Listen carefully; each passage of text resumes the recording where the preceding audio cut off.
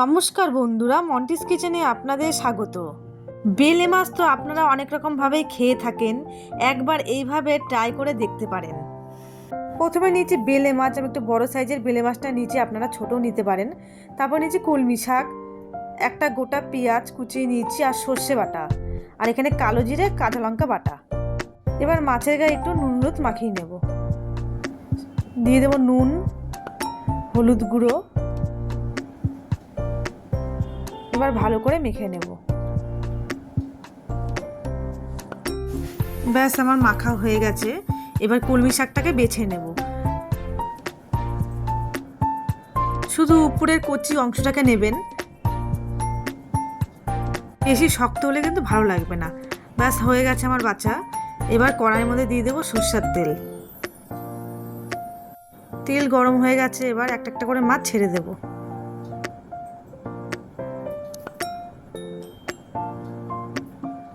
ব্যাস, এবার উল্টে দেব।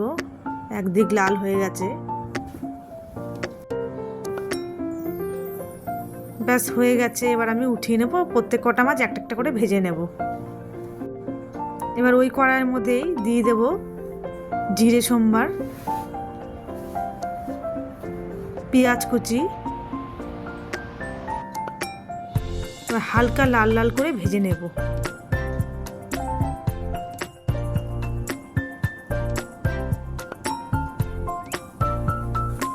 ব্যাস, ভাজা হয়ে গেছে। এবার দিয়ে দেবো কাঁচা লঙ্কা বাটা। কাঁচা লঙ্কা বাটাটা দেওয়ার চেষ্টা করবেন, শুকনো লঙ্কার গুঁড়ো দিলে কিন্তু খেতে ভালো লাগবে না। এবার হালকা একটু নাড়াচাড়া করে দিয়ে দেবো কলমি শাক। আপনারা ছোট ছোট করে কেটেও দিতে পারেন। এবার দিয়ে দেবো স্বাদ মতো নুন আর হলুদ গুঁড়ো। এবার ঢেকে রাখবো শাকটা যতক্ষণ না একটু নরম হয়ে যাচ্ছে। ব্যাস, দেখুন শাকটা নরমও হয়ে গেছে একদম। এবার একটু নাড়াচাড়া করে দিয়ে দেবো সর্ষে বাটা।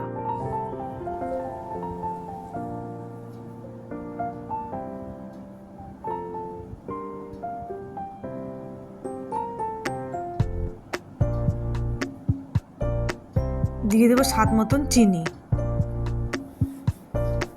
আপনারা যারা শাকে চিনি পছন্দ করেন না তারা দেবেন না, আমি একটু দিলাম। এবার দিয়ে দেবো পরিমাণ মতন জল। এবার 2 থেকে 3 মিনিট ঢেকে রাখবো। ব্যাস, 3 মিনিট বাদে চলে এসেছি। এবার দিয়ে দেবো ভেজে রাখা বেলে মাছ। এবার সামান্য একটু ফুটিয়ে নামিয়ে নেব। ব্যাস, হয়ে গেছে আমার কলমি শাক দিয়ে বেলে মাছের রেসিপি।